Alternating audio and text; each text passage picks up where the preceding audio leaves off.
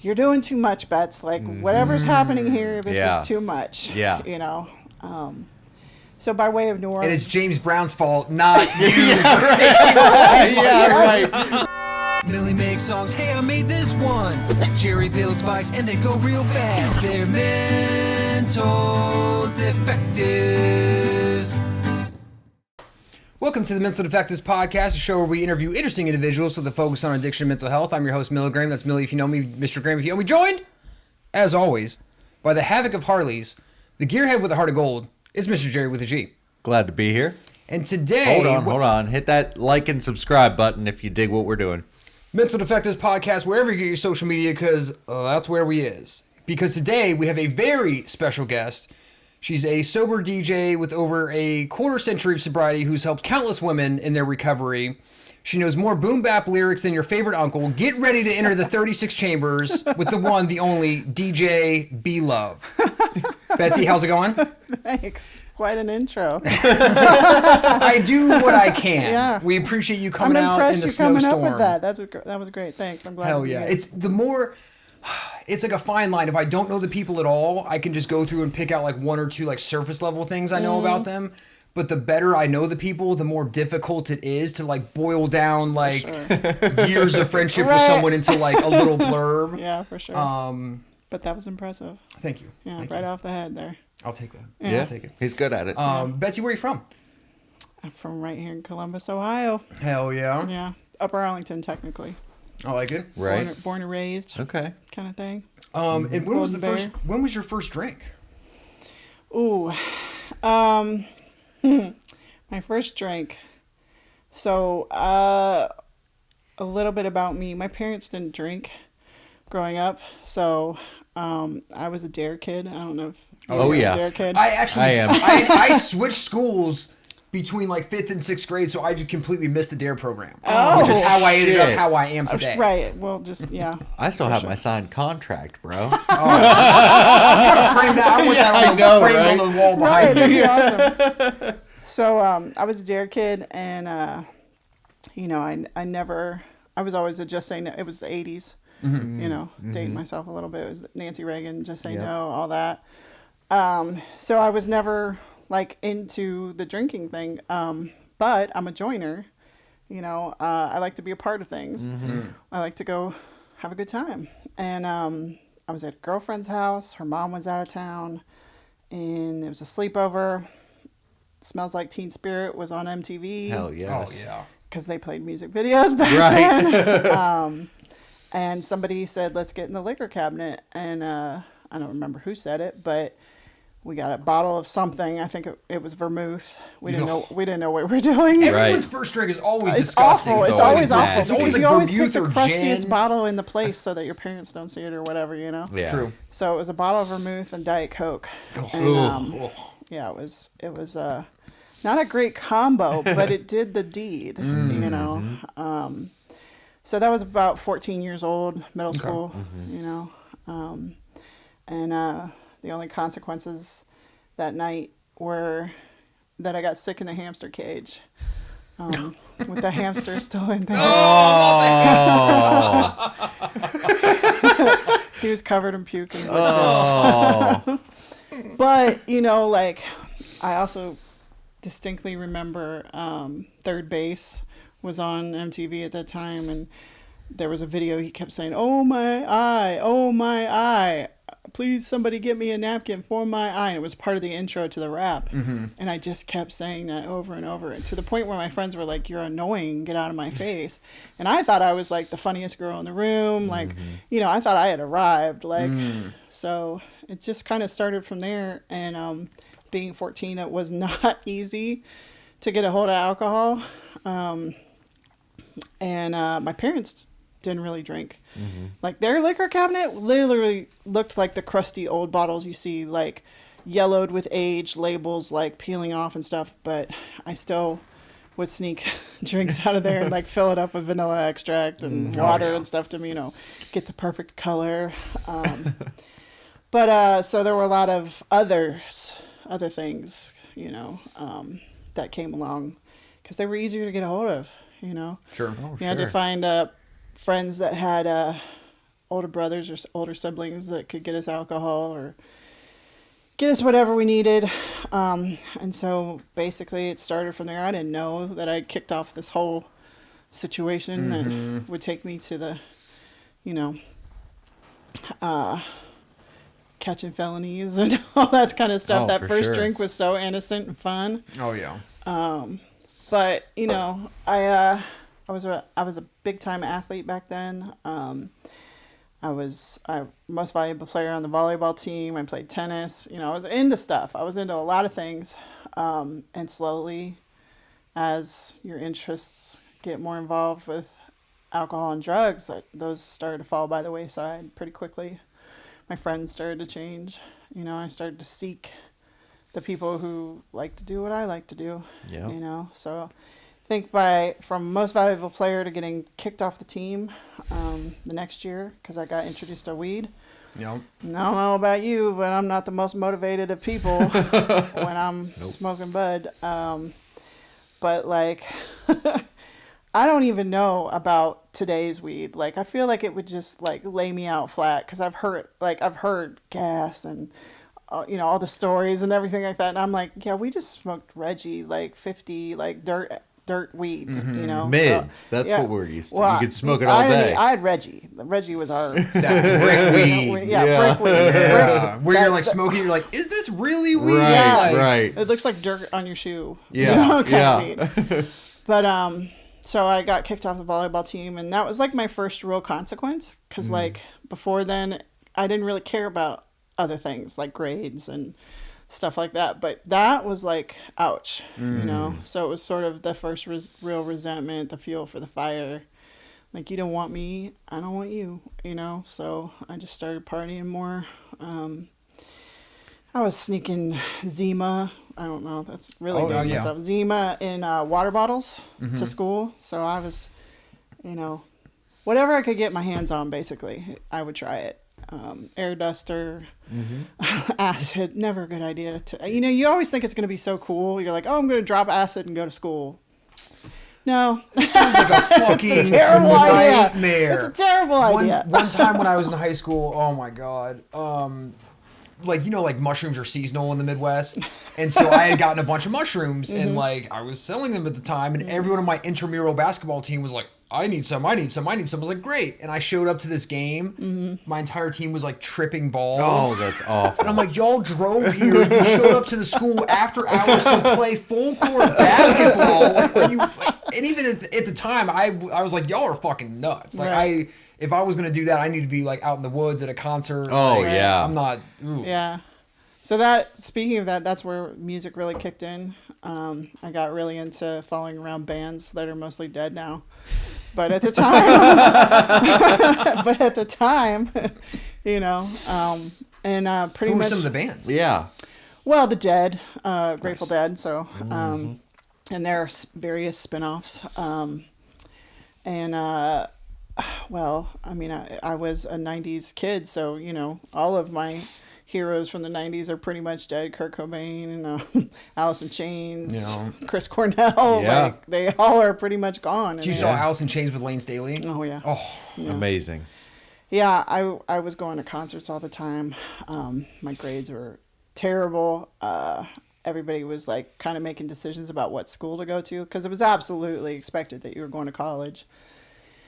And truthfully, the only thing I knew I wanted to do was party, you know? So I took a year off after high school. And by this time, like all of my friends, my perception at that time was everybody partied, you know? And I know that now to not be true. Like a lot of people buckled down, you know, did what they were supposed to do. I even took the ACTs tripping on acid. Hell yeah. I got a really good score. I took mine violently hungover, so I can't even blame you. Right. But I mean, like, that's the kind of, you know, like people didn't normally do that. Right. So, you know, there was something different about the way I did things. And my one friend, she used to, like, we would take acid all the time. And she had like a little diary that she kept that was kind of the stories of our escapades and things like that. The first time I ever took acid, we were at my mom's house because why don't you go to your mom's house when you're tripping on acid? And my mom had an intercom system, and she called down from upstairs because we were kind of being raucous. You know, Yeah. we had a trampoline in the backyard. We were out there looking at the stars, and they were melting, and you know all Yeah. this Oh, stuff. yeah. And Yeah. so I come inside, and another MTV reference, Liquid Television, was on, and like where Beavis and Butthead and Oh, hell yeah. Flex Uh-huh. and Yeah. all those weird cartoons were Yeah. on, and I'm like stuck. Yeah. Looking at the TV, Yeah. and all of a sudden the intercom, and so this became my nickname in high school for a while. It was Boop Boop Betsy. Because she was calling me. Yeah. And she was like, come up here. And I went upstairs to her room, and she was like, she looked at me, and I was like, what's up, Mom? What's going on? And she goes, I feel like you're hurting yourself. And I was like, oh no, Oh, your face fuck. just melted. And you just said that to me. Right. But I'll never forget it because I was like, no, everything's fine. We're just having a good time jumping on the trampoline, blah, blah, Yeah. blah. Immediately with the lies. Like, Yeah. it was second nature, immediately double life. you know? Yeah. And it became that was just like the normal life, we can't differentiate the true from the false. Yeah. And Right. so I just got in that snowball of constantly having two lives, the life at home, because I'm so young, still 16, 17, 18 when all this stuff is happening, but I'm acting like and moving like I'm an adult with, priorities. My priorities are where do I get the next fix of whatever it is for whatever we're doing that night. So, I really love my mom, and I get to today take care of her. She's 83, and every time I'm in her house and all the things I put her through back then, I'm so grateful that I have this time now to be with her and like really get in and really not even just make the financial amends or it's really been emotional amends these last since COVID.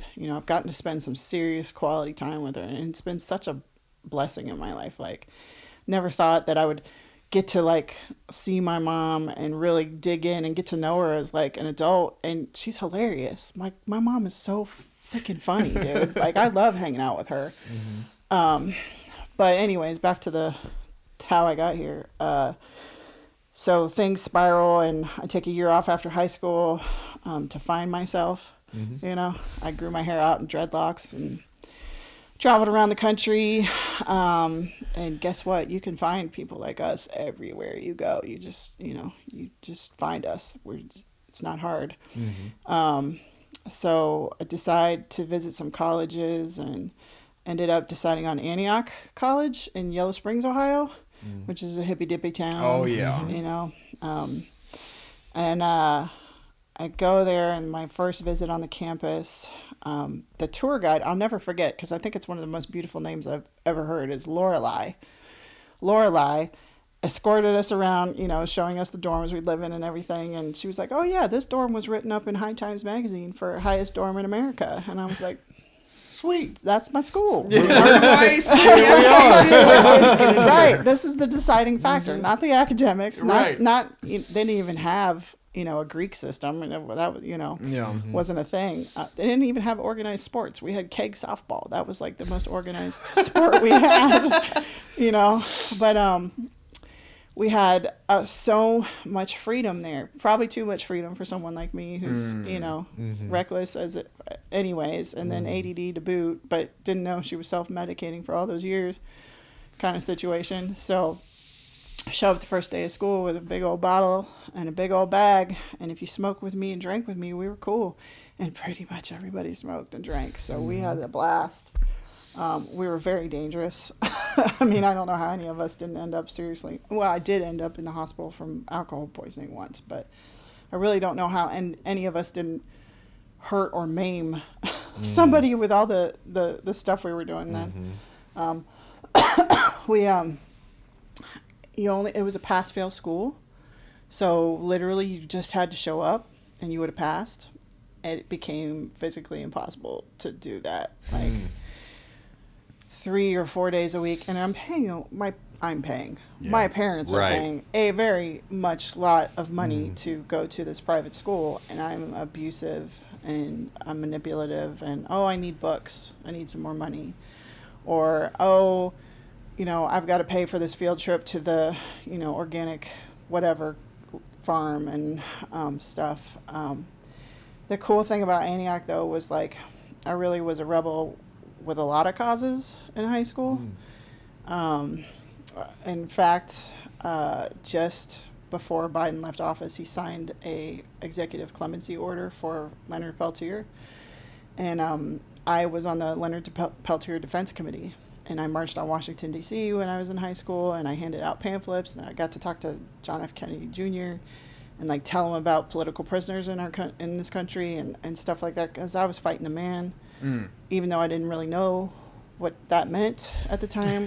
But I was part of Food Not Bombs. I volunteered with a lot of organizations. I protested a lot of things. And I, thank God, have figured out through working the steps and having that mirror turned inwards, know now that, you know, I'll solve the world's problems before I'll ever take a look at my own. Because if I'm busy helping you, then I don't have to look at me. You know, and that kind of became another drug, a way to get out of myself, you know. The Mental Defectives podcast is brought to you by Milligram's new EP, More Is Always Better. 6 electrifying tracks available on all streaming platforms. So I'm at Antioch, and I'm not doing very well academically, but I'm having a great time socially. You know, I met some incredible people, people that I'm still friends with today.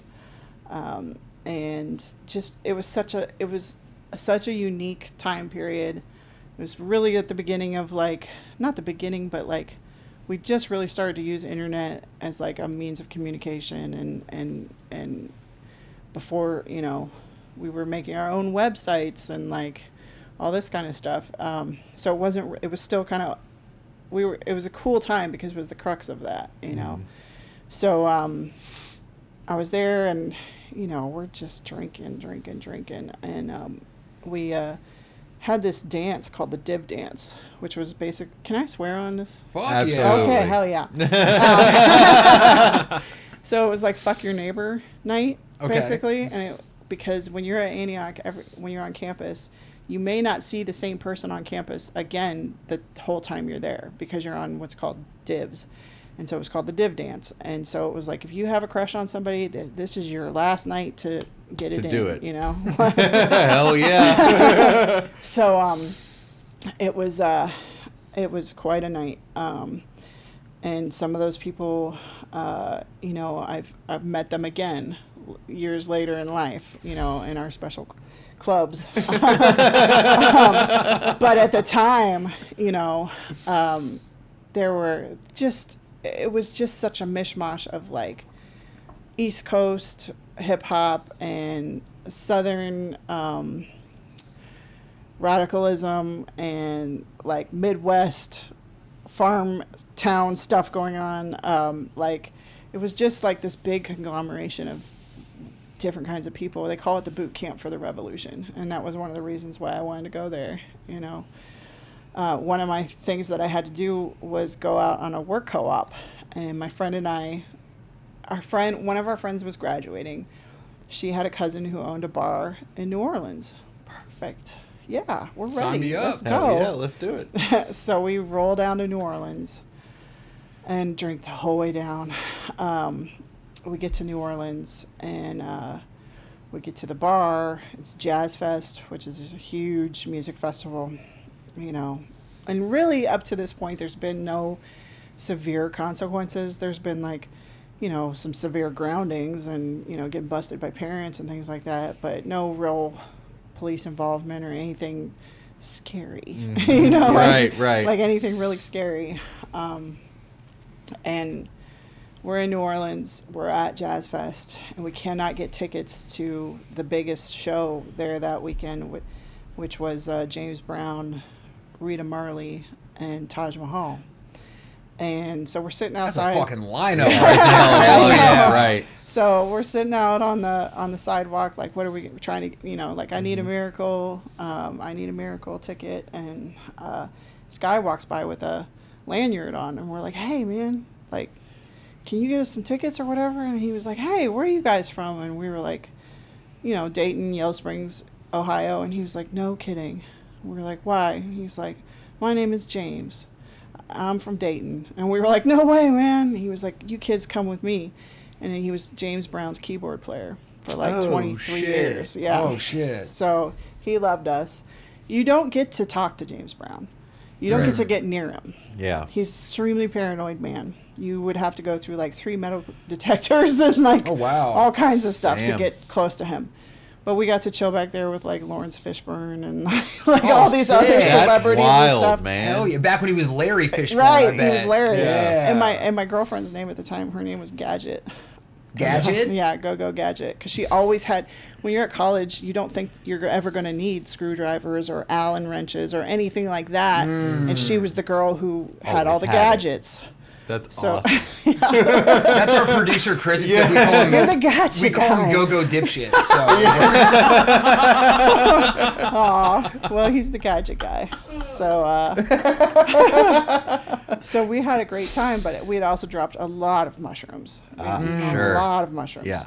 So I'm in the audience, front row, watching, having a good time, jamming to Rita Marley and Taj Mahal, and then James Brown comes out, and he's got all these girls in American flag bikinis and bathing suits on the stage, and he's doing his thing and coming to America, and then Papa beat the hell out of us, and Papa's got a brand new bag to sing in the chorus. It goes, Papa beat the hell out of us, Papa beat the hell out of us, and everybody's chanting this, and I'm tripping balls. Oh yeah. And I'm looking around at the audience, and I'm like, this is not right. This is not okay. Like, this is this is a problem. Everybody in here is like chanting this back. And my friend Ethan looked at me. He's like, it's James Brown. What's your problem? What's happening? And I'm like, no, dude, you don't understand.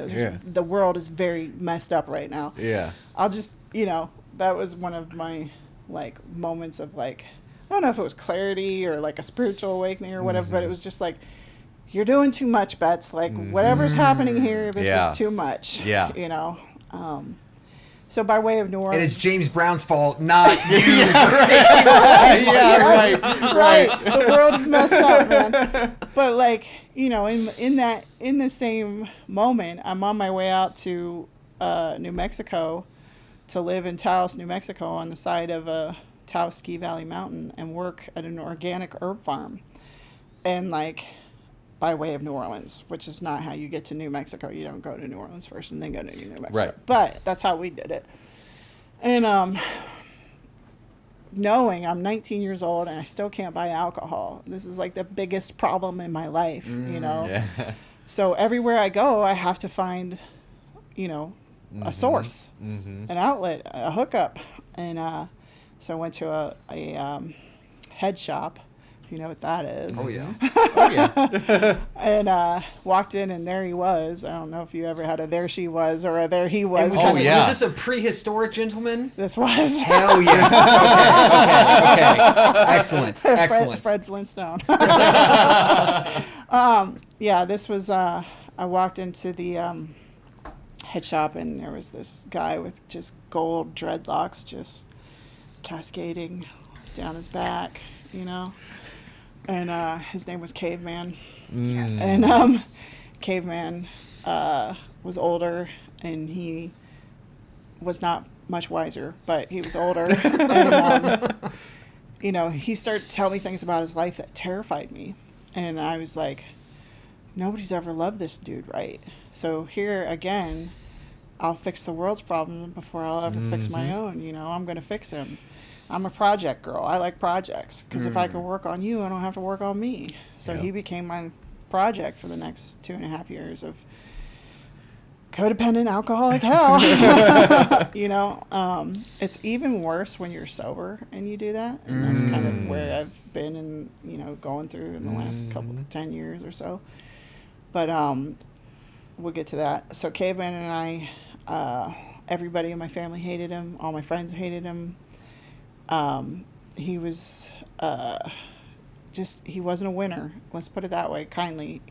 He's passed on now. He died of a heroin overdose in 2001, I believe. After getting sober for a while, he came back to Columbus with me. So I don't want to speak badly of him. And I don't have any ill feelings towards him or anything. It was an experience. It was part of my life. It's what got me here. Yeah, it's part of your story, yeah. But we end up back in Ohio after being out in New Mexico with FBI agents asking about things that had occurred, and I have no clue what's going on because, of course, I'm like naive as hell, and he's pretty much running a complete acid psilocybin network. I have no idea. But end up back in Ohio, kind of like, oh, well, don't worry, you can move my dorm room. People do it all the time. So go back to college for a little while, get introduced to some other substances, cocaine mostly, that helps you drink longer. I never really turned anything down. And people are telling me like, oh, he got really messed up. He got really messed up. Like he's a, asshole when he drinks or when he does drugs or whatever. And I'm like, oh, you just don't know him, or, everybody does it. What's the big deal? But no, really, people were like, keep that dude away from me. So it started to ostracize me, even though I'm partying right along with him, but I don't change like he does, I just get like super happy, hippie, loopy, So we come back to Columbus. My dad gets really sick, and I'm working as an intern at the governor's office. This is my next work co-op.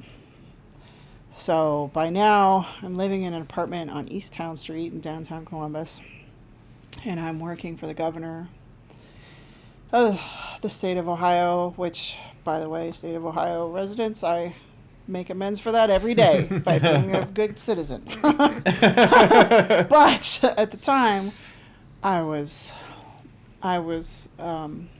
pretty much doing cocaine in the bathroom to wake up, be there all day. I was the girl who would go present proclamations at different events. So like, let's say Dublin Irish Festival, here's your proclamation from the governor of the state of Ohio proclaiming this is, National Dublin Irish Day or Festival Day. And I'm the girl who goes up on stage and hands that to the festival, organizers or whatever. And then I'm the girl who steals the liquor bottles and puts them in her purse and goes home. So that kind of about that time I got introduced to IV heroin use too.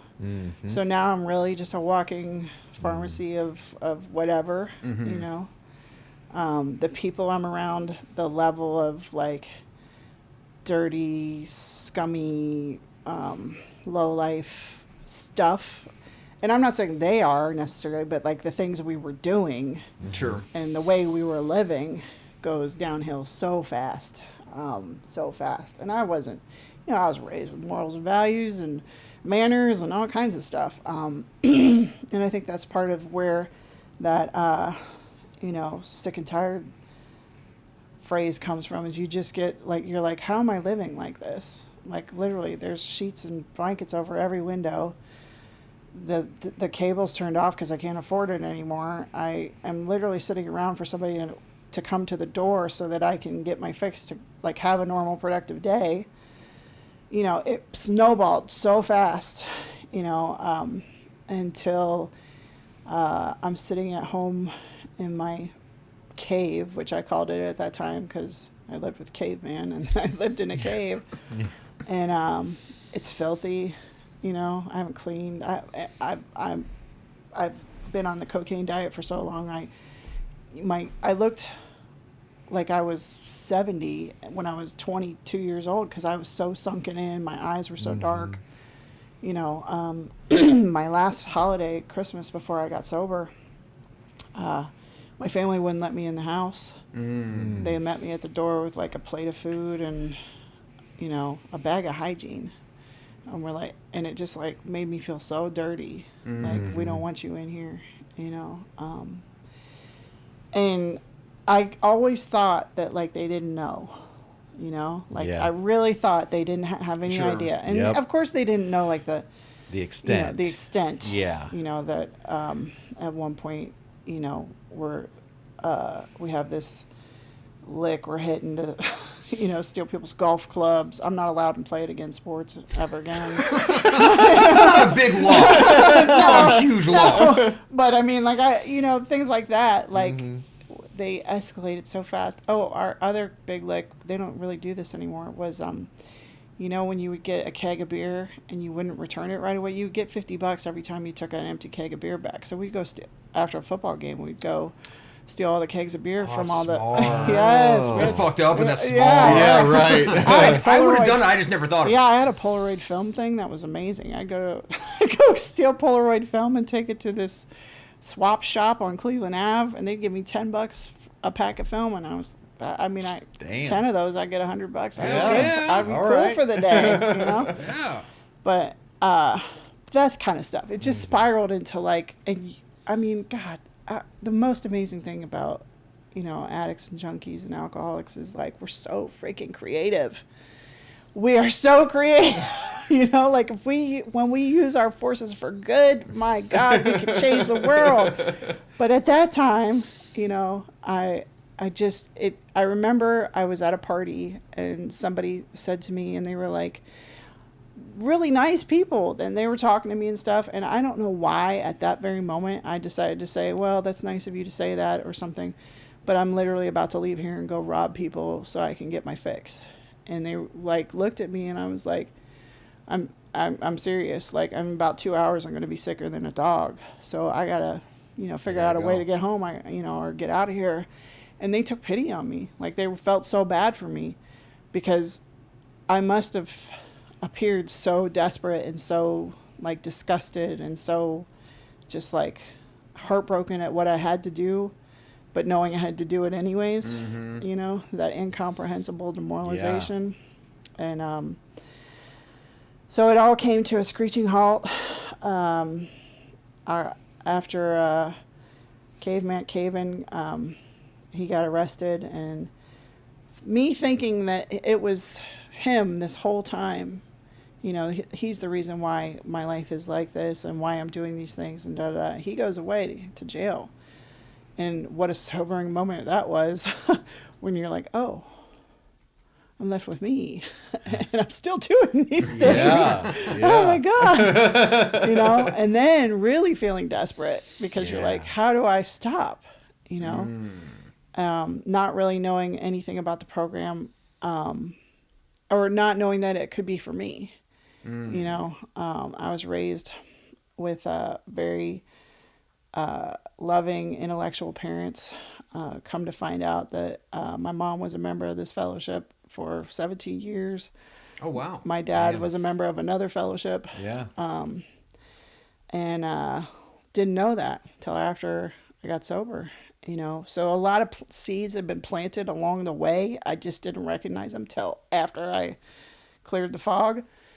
So October 8th. That's why your mom said that to you when you were in high school on the intercom tripping, and she called you up there like you're hurt. Like, that's something a sober person would say, not like like my mom would just scream to me. Right. Right. Yeah.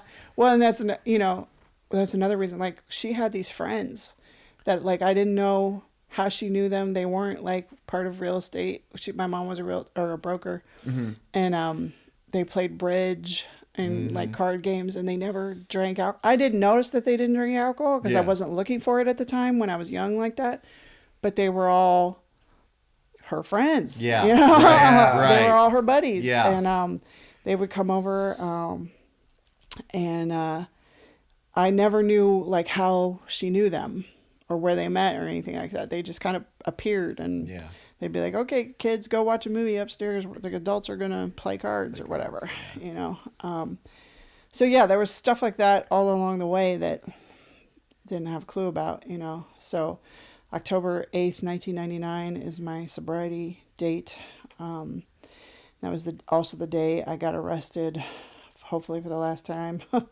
I had gotten arrested the same time Caveman had, but he had done a lot of other stuff, so he had to go, you know, do some time. But I'd never been in trouble before, so they gave me diversion, which at the time meant that you make restitution, you do community service, and you stay sober. and I could do 2 out of the 3. And one of them, my mom did. She paid the rest because, of course, she doesn't want her precious baby girl to get felonies. Right. Yeah.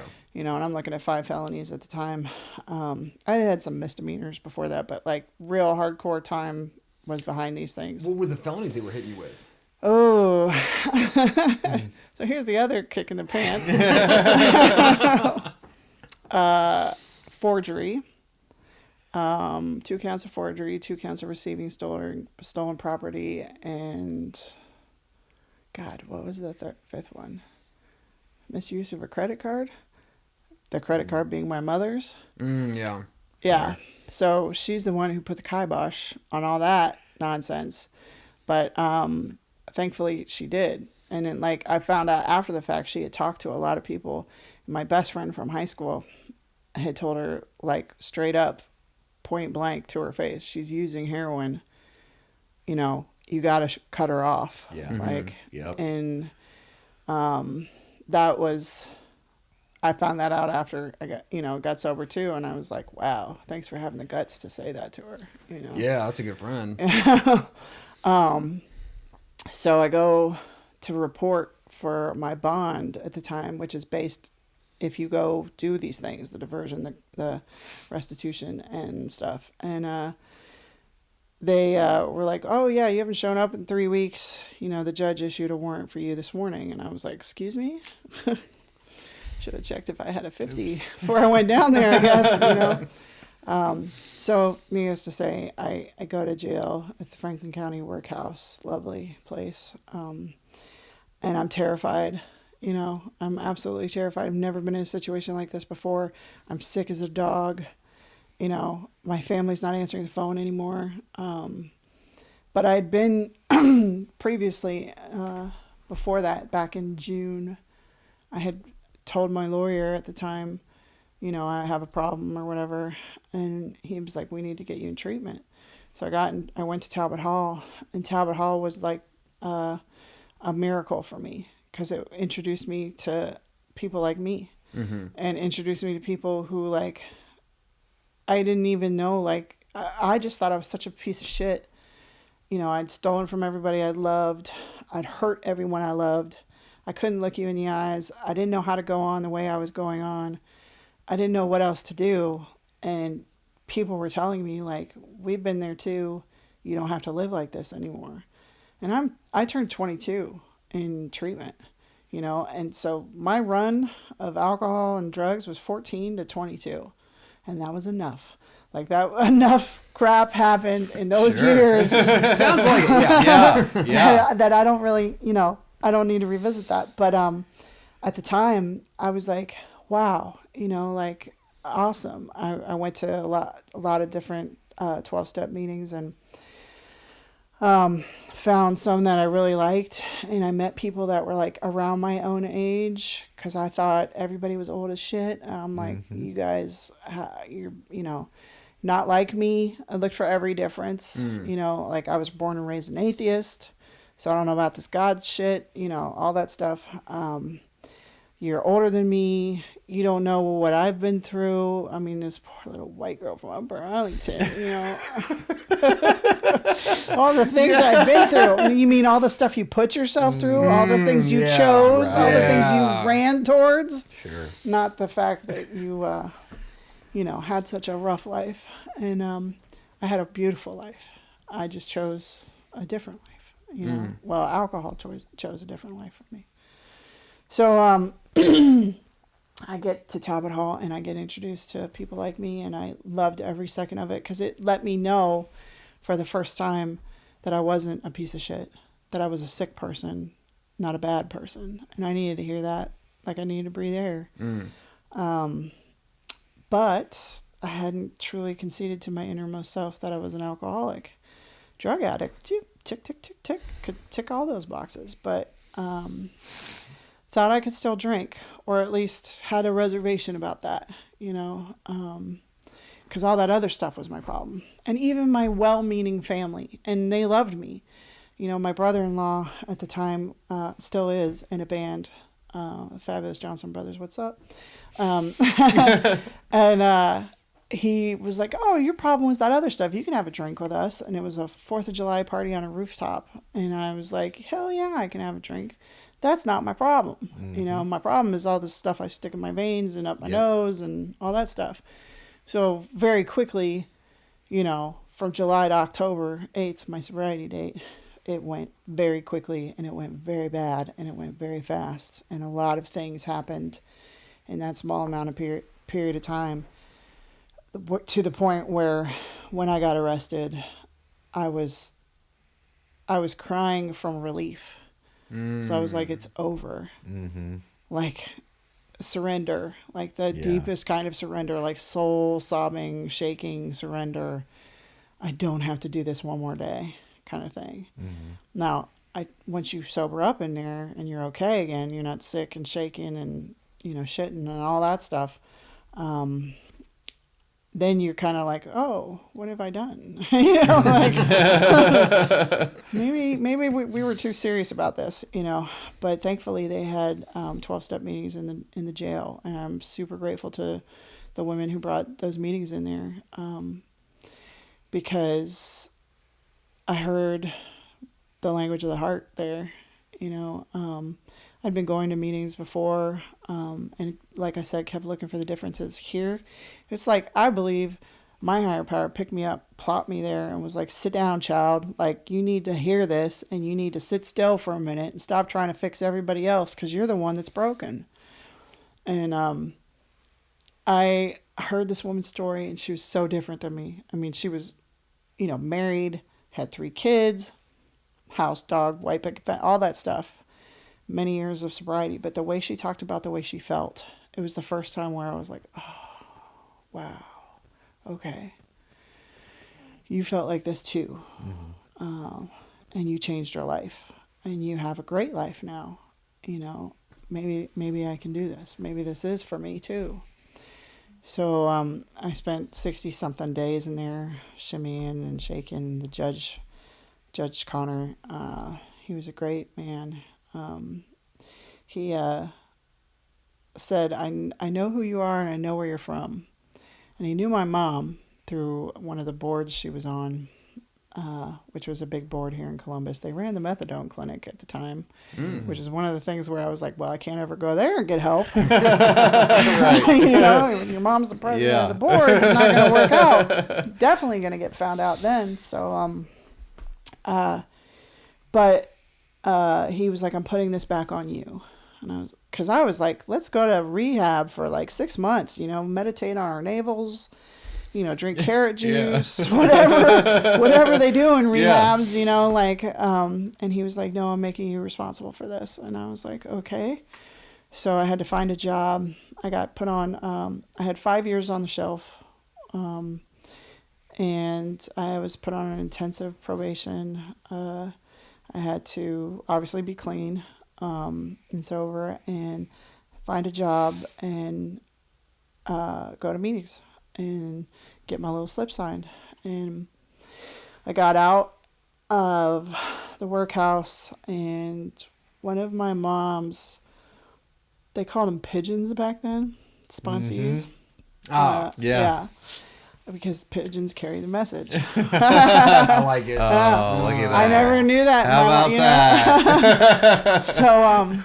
So one of my mom's pigeons picked me up and took me to my first meeting outside, and we read the 9th step there, and basically walking up to the door.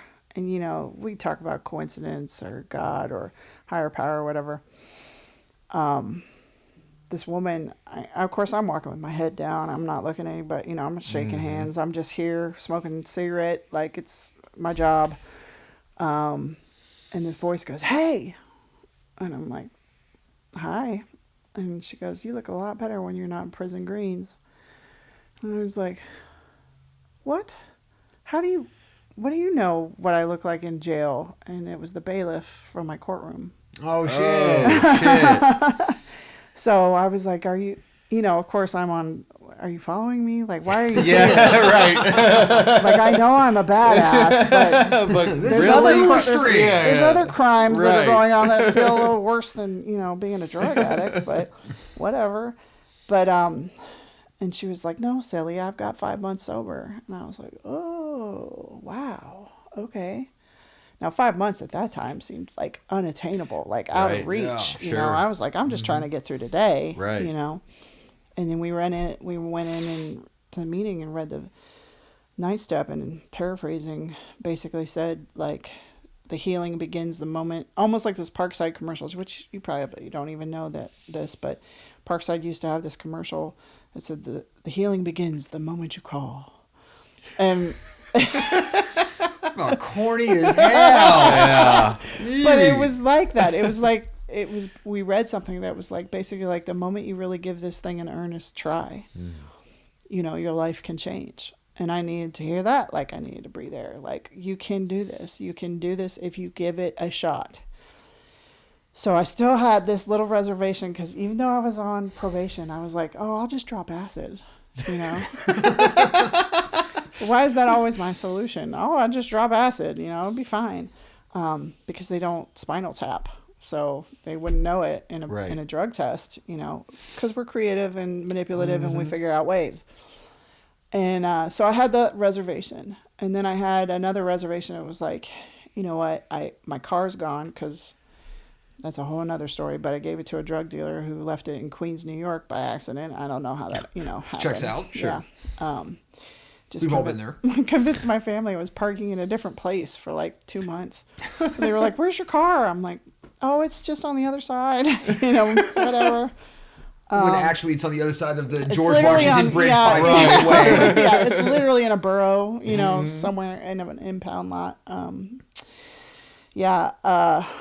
And I had no car but while I was in jail, my family cleaned out the cesspool that I lived in, and rented it out to somebody else, and sold my car.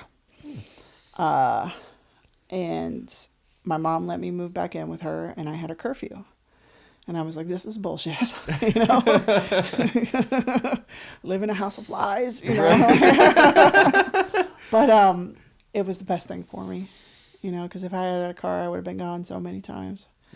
And if I didn't have a curfew or like responsibility or like even chores, it was a sober house, but it wasn't like a sober, like a official sober house. Yeah. And slowly but surely realized like how precious like what I was going through at that very early stages of recovery was. My mom at the time would drop me off at a meeting. She'd give me a pack of cigarettes, $1 for the basket, and tell me to get a ride. And those rides and that meeting before the meeting at the meeting, the meeting after the meeting. I mean, we used to be there an hour. We'd hacky sack for an hour and a half before the meeting started. Hell yeah. And that was some of the best times of my life. Oh, yeah. Like, it was No so doubt. awesome. And those rides in the car, like, God, I went to so many meetings. I go to 2-3 meetings a day, getting rides every time. I had to use a phone. I didn't have a cell phone back then. Just all that basic early on stuff. Still not knowing that I was going to stay, because of course I'm like, but just getting to develop that foundation, So at 3 months sober, my dad at the time, he had been really sick. And I'd done a lot of dirt to him and to my sisters and to my family at the time. And I was dealing with the guilt and shame of that in a lot of ways. And my dad got sick again, and he was 73 at the time. And I was 3 months sober. And I was kind of like, okay, guys, show me. Mm-hmm. How are we going to get through this?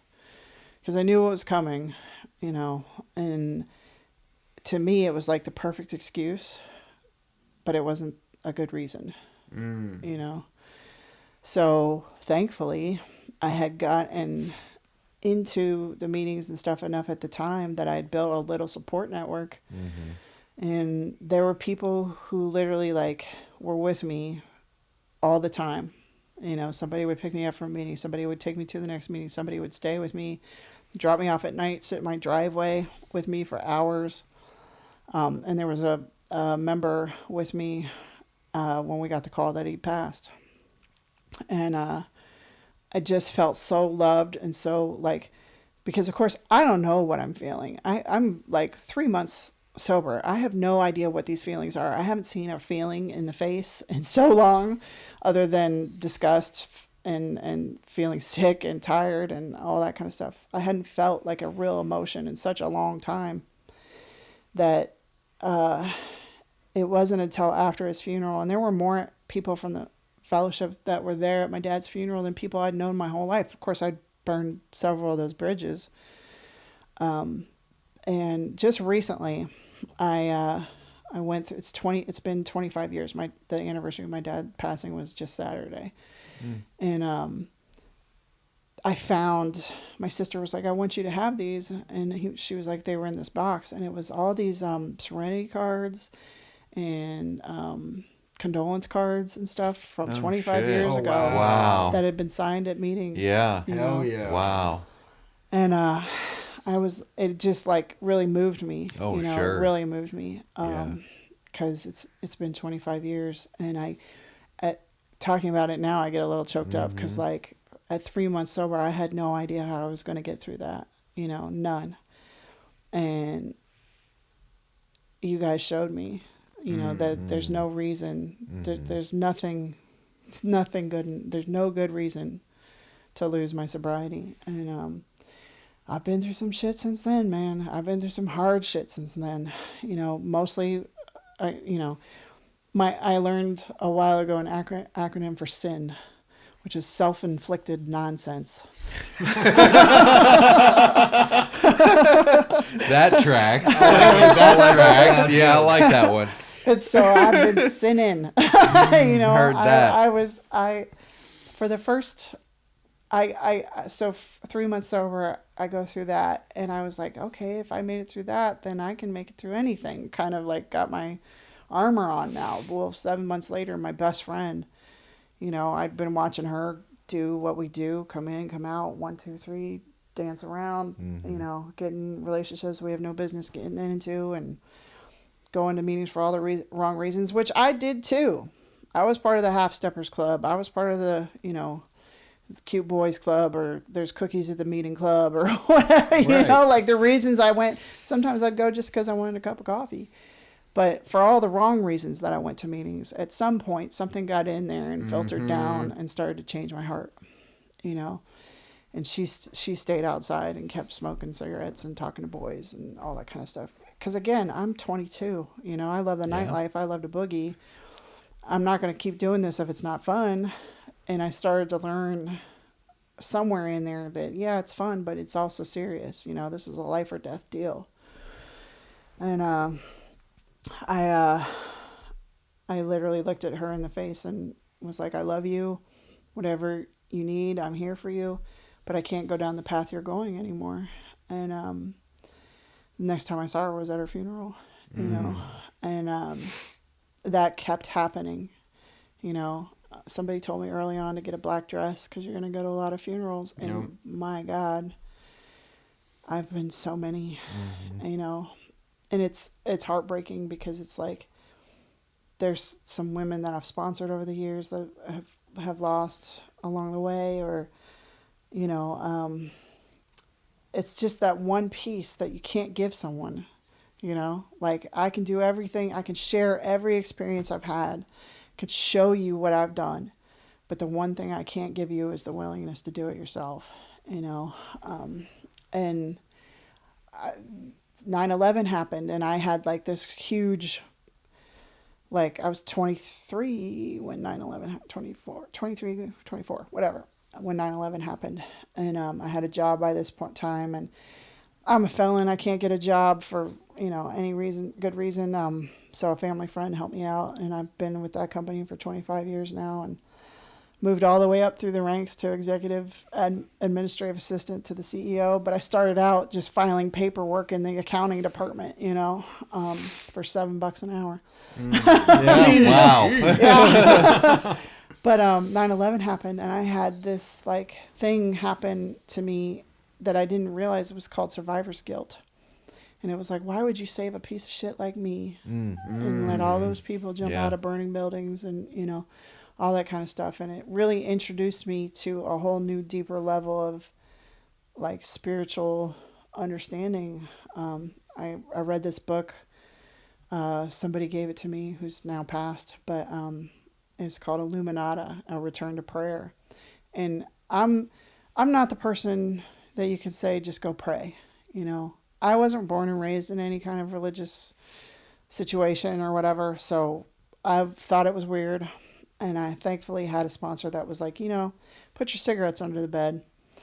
And I was like, okay. She's like, while you're down there, say, please help me stay sober, you know, today. And then at night, do the same thing. And thank you for helping me stay sober today. So it started out literally, please and thank you. Please and thank you. And I you know, memorized the prayers, certain prayers and stuff that we say, and that felt rote to me. Like I wanted a deeper understanding, deeper relationship with my higher power. And this book was like all these prayers for everything, like even prayers for like world leaders, and like a prayer for every situation and every kind of thing. And that book helped me so much to like get the words to say, so that when I got to the place where I could talk to my higher power and have a relationship, you know, with a higher power, that I would have the words to say, because I had practiced it. Because this is all practice, you know. Yeah. None of us has ever done this before. You know, we put our, what do they say? Put our stand on the shoulders of giants, or you know. Mm-hmm. So somebody else has taught us how to do this, and I never thought that the relationship I have now with a higher power would be what it is. You know, I've gotten to travel, and well, once I got off felony probation, I went to my first YPAW event at right after my dad passed, and it was insane. It was called Glurky Paw. It was in Erie, Pennsylvania. I had to get a piece of paper that said I could cross the state of Ohio. It was line for 2 nights and come back. And we got there. And that's a young people sober event. Yes. Yeah, young people sober event. And this is pre-Red Bull. This is pre-energy drinks. So this is coffee. Lord have mercy. Dark days. Lord have mercy. So this is strictly coffee and standing on tables and, you know. Mm-hmm. But I, you know, like I said, I love the nightlife. I love the boogie. I needed to see all these young people having a blast staying sober, you know, and it hooked me immediately. And I got really excited. And then I came back. I tried to bring that enthusiasm back to Columbus, and Columbus was like, "Oh, we already did that. You know, we had that 2 years ago. Blah blah blah." And I was like, "Well, let's do it again." Yeah. So we rallied and got a group together to go for another conference. And we had so much fun doing events and bowling and game nights, and you know, we just put on all these things, and it just got us all involved. And most of those people. A lot of those people are still, if they're not working, if they're not in the program, they're still sober and they're still having happy, productive lives, because it really knitted us together. You know, it can be divisive because personalities, but it was mostly just like good, clean fun, you know, and we had a blast. And I ended up being the chairperson in 2009, and I lost my voice that weekend. I was supposed to DJ. My van broke down with all the equipment in it. You know, like everything that could go on. After we'd already lost the treasury, because our treasurer relapsed and took all the money. No. You know, it was like one of those. It was like, and we finally pulled it off, man. We finally got it done. And it was such a great weekend. It was such a great experience. You know, and one of the reasons I started DJing in college, because I had the most CDs. I had tons of CDs. And I was raised by a man who was 50 when I was born. So like his musical interest went from like Duke Ellington, you know, like really early way music, old school. Django Right. Reinhardt, you know, the 40s and 50s and MGM musicals and jazz and all that kind of stuff to, you know, my half brother, who's also a victim of this disease. You know, I inherited all his records. So I started out with like a really diverse background in music. You know, I never really, I mean, I played piano and guitar and tabla drums, you know, like, but I loved music so much. And then one of those consequences of being with the kinds of people we're with or whatever, somebody broke in my car and stole. I had like, you know, huge notebooks full of CDs, like huge ones. The only CDs I had left that summer was Sublime and Filter. Interesting. Yeah, right. Bro, that happened to me. So I was, you know, back then I was like selling drugs and Right. like people would break into my car Yeah. thinking I'm dumb enough to leave Right. like a Right. stash in the car. car. When I'm not. What I am going to leave is my Your 500 CDs. CD binder. Yeah. Yep. Every fucking time. I would take re-up money and go to media play. And I don't give a fuck, bro. I'm rebuying. If it was a Right. certain artist, like Yeah. I can't burn it, I need to rebuy it Right. and have the book and organize it. Just oh my god. Yeah. Oh, I It's feel so that pain. devastating. That would It literally was like. so devastating. Oh my Yeah. god. Yeah, I feel you. So I started doing that in college just because, and that's where, and then my roommate at the time, her name was Allison, but she spelled it with an E. So it was all is one. So all is one and be love. Hell yes. Hell yes. Yeah. And, you know, the adventures and everything through getting sober, I went to a lot of dances. Like people would take me to dances and stuff when we first got sober. And I was like, y'all, this is whack. Like your music sucks. But I thought that. I never said it, you know. Right, and yeah. then one of my friends, or an older lady, she took me to another fellowships dance and it was off the chain. I was like, this is awesome. I was like, I'm gonna like get some gear and be a DJ just because like we need a DJ, like Yeah. we need somebody. Yeah. So that's how it started, you know. And I have gotten to be a part of so many beautiful moments of my friends and their friends, and just, you know, I don't even advertise. It's all word of mouth. Mm-hmm. You know, I have so many beautiful friends that, you know, and not saying all those relationships lasted or whatever, but a lot of them have. Most of them have. But got to be a part. I love celebrating whatever the, you know, if it's a friend of mine had me there for her dad's 85th birthday party, and we had so much fun, you know. And it's just become like music and recovery is synonymous for a lot of people, you know. So it just became really part of it. And, you know, the journey that things have taken me on, now, like last year I was in Costa Rica 4 times. They only had one meeting a day there, and I couldn't always get away. And Uber there, sketch. Ooh. It's Yeah, so I bad. bet. It's so sketchy.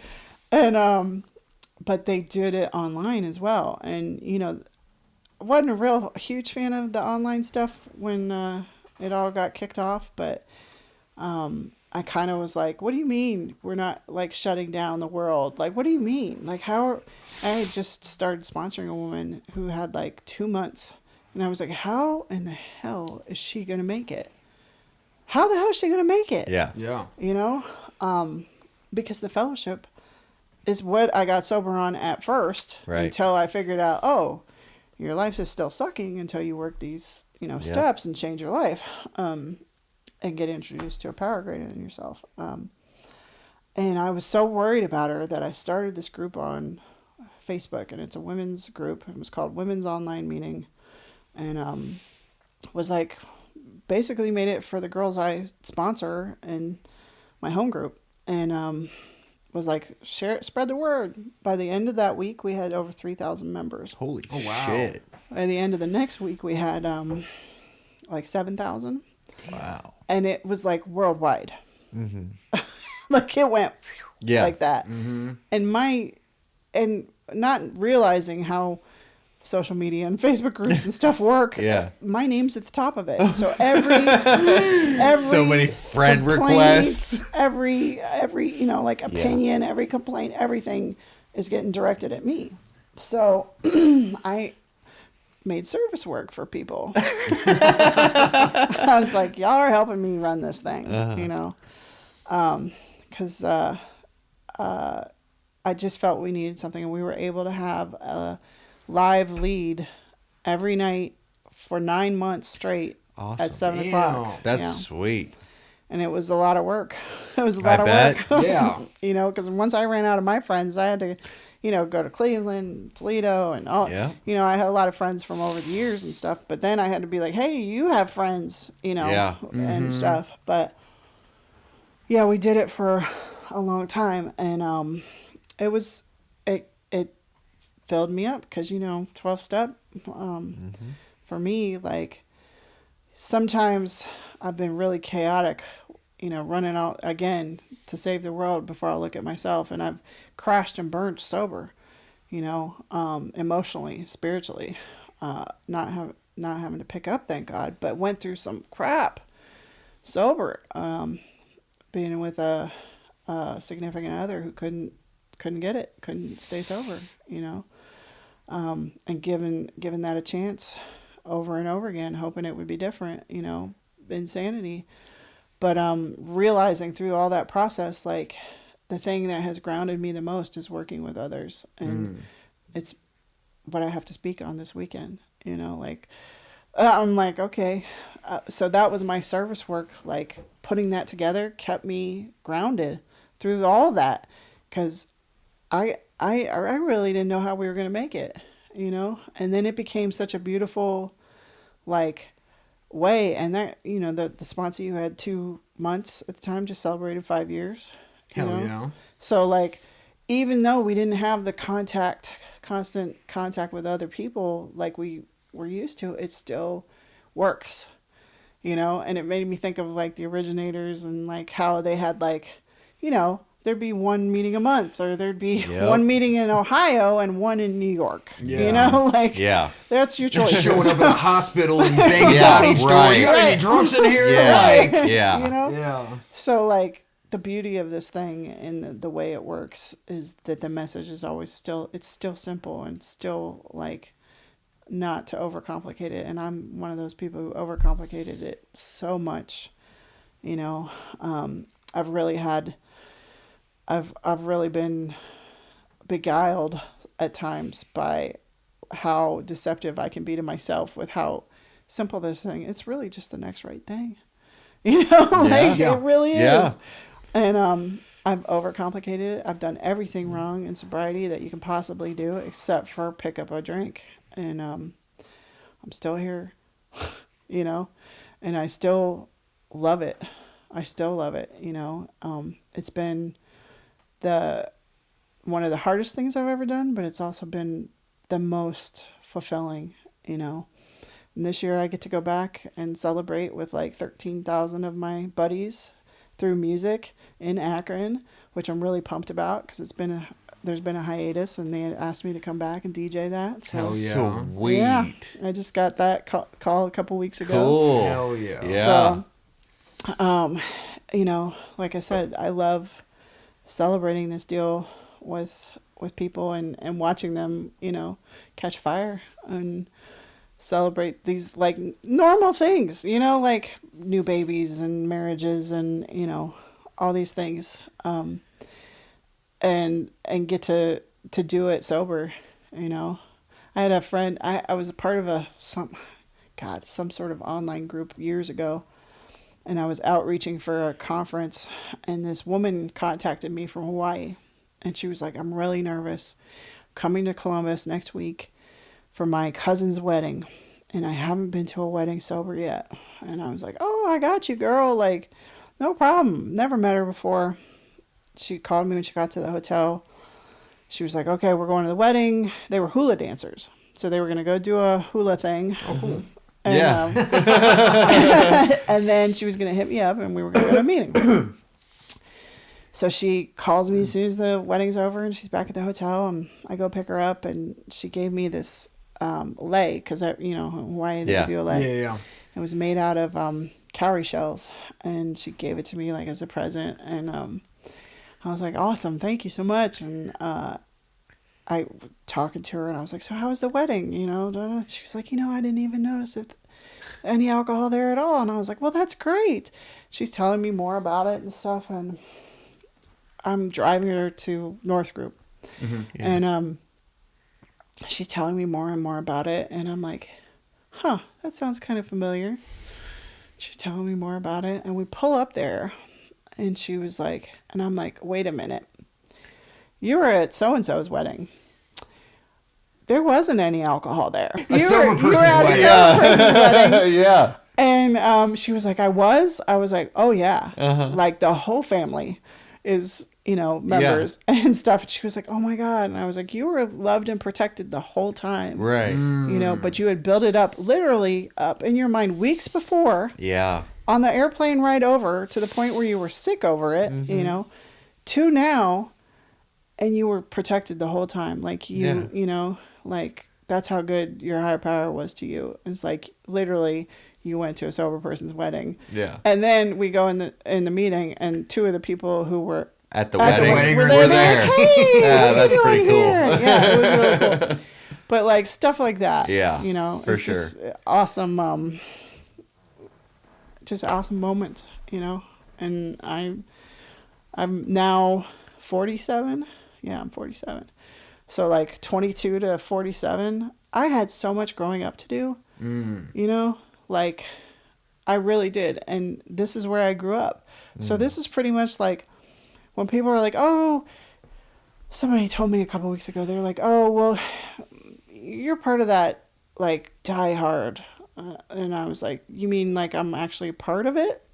That's all I am, is just a part of it. I'm just a member, And they're like, well, there's this new... I was like, yeah, you're right. I'm not whatever that is. Yeah. I'm not that. but I was like, this is my lifestyle now. That used to be my life. Like all that other stuff, that was a lifestyle. Ripping and running and hurting and drinking and drugging and doing everything it took to keep doing those things was a lifestyle. And recovery is my lifestyle now, and I love it. Hell yeah. Betsy, what advice would you have for someone looking to get into DJing? Looking to get into DJing, listen to every kind of music you can. Hell yeah. Because what sounds good in your car may not translate to a dance floor, Like you might be bopping your head in your car, but then a lot of people don't know that because they're like, oh, this is the jam, But like you play it and you'll watch a dance floor just go, even though it's a good song, Yeah. So Interesting. listen to as much as you can, try not to have prejudice with it, because I think that's what made me a really like diverse DJ was that I knew so many different kinds of genres of music, and I didn't have like, of course I have my own personal favorites and stuff, but like I realized when I was going to see DJs and stuff, especially during my younger years when I was at the club,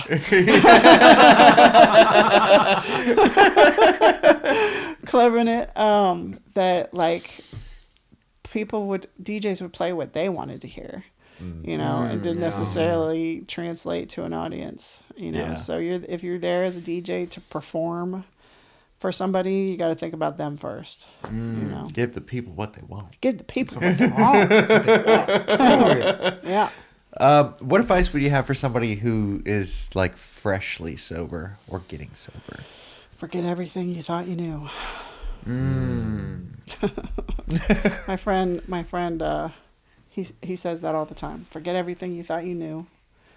You don't get to do what you want. You got to do what you have to do. And that old ideas, got us nil. That 99.9% you get nothing. half measures avail does nothing. Yeah. Right. You know? Right. And jump in with both feet. Don't be scared. Heard that. Don't be scared. Because what's waiting for you on the other side of these things that we have fears of, you know, is definitely better than what you got now. You know, so give it a shot. Give us a try. You know, it's the best prescription I've ever had. The 12 steps. Heard that. So. Hell yeah. Well, Betsy, thank you so much for coming tonight. You fucking crush it. I love you to death. Last thing before we get out of here, you were telling me that Peter Gabriel puts on the worst live show you've ever seen. What do you mean by that? It's the Mental Defectives Podcast. It's Milligram, Jerry with a G. Betsy B. Love is here. We'll see you next time. Thank you. Good one.